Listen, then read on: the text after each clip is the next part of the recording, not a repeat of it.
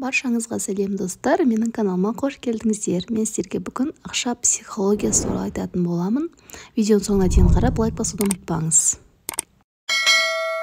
Ақша психологиясы байлықтың маңызды көзі болып табылады, өйткені ақша бұл энергия. Оның келуі үнемін сезініп, оң көзқараспен қарау өте маңызды. Ең бірінші, ақшаны жақсы көру керек. Адамдар ақшаны жақсы көре бермейді. Ақшаны ұнату және ақшаны жағымды психологиясы неде екенін сіз айта аласыз ба?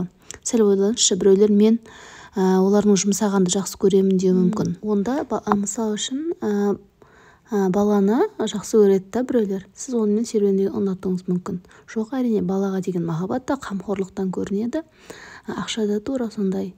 Егер де сіз ақшаны сүюде, ол қамқорлықпен тікелей байланысты. Мәселен, екі түрлі адам өздеріне әмен сатып алды делік. Біріншісі оған жаңа әмен керектігін ойлап барады, ал екіншісі ақшаға ыңғайлы болу үшін кошелек сатып алуы мүмкін. Ал енді егер сіз ақша болсаңыз, қай кошелекті таңдар едіңіз? Әрине екіншісін. Ақшаны жақсы көре білу керек. Бұл ақша психологиясы. Махаббат әлемдегі ең мықты тартылыс күшіне ие. Бірақ ақшаны тым жақсы көріп кетуіңізге де болмайды. Оның шегі болу керек. Ақша өміріміздегі мыңдаған мәселелердің шешімін тауып береді. Міне сол үшін де оны жақсы көруіміз керек. Дәл осы махаббаттың оң ақша психологиясы қалыптасады. Ақша туралы теріс және жайсыз ойлар болуы мүмкін. Менде ақша жоқ сөзіне ерекше мән беріңіз. Көп айтпауға тырысыңыз. Өйткені ол сөзде шынымен ақшаның болмауына себепші болуы мүмкін. Теріс ойдың орнында маған ақша келе жатыр, ақша есігімді қағып тұр деген сөйлемдерді айтып жүріңіз. Ақша психологиясы жаңа адамның әрдайым жол болғыш сөзімен болады. Ақша туралы ойыңызды жақсы ойға ауыстырыңыз. Мен ақшаны жақсы көремін, сондықтан олар менің өрімде тез енеді. Мен жеңіл ақша тауып, жеңіл жұмсаймын. Мен әрдайым қанша ақша керек, соны еңбектен таба аламын деген сияқты өзіңізге үнемі айтып жүріңіз.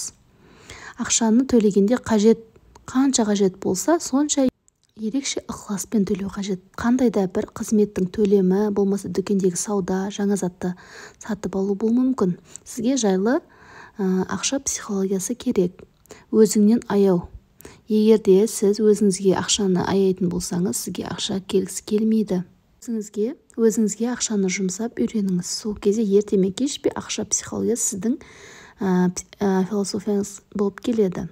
Ақшаны жағымды есімдермен атаңыз. Мысалы үшін, қартайған шаққа емес, саяхаттауға, жоқшылыққа емес, өмірдің сыйларына, емделу үшін емес, денсаулықты түзету үшін деген сияқты әдем сөздермен қолданыңыз. Мақсатыңыз анық болмаса, сізге қанша ақша керек екенін білмейтін болсаңыз, сізге ақша келуі екі талай. Егер нақты мақсаттарыңыз болса, ақшаны табу да оңайға түсер еді. Егер де қарызды дұрыс бермеңіз, қарызды дұрыс беріңіз. Егер сіз ақшаны қарызға берсеңіз, ол ақша сізге қажет емес болғаны. Егер ақшаны қарызға берсеңіз, міндетті түрде кепілдікке қандай да бір зат алып қалыңыз. Кепілзат ол ақшаны қайтару-қайтармағына байланысты. Өз ақшаңызды санай біліңіз. Жоқшылық сөзі ақшаны санай білмеуден шығады.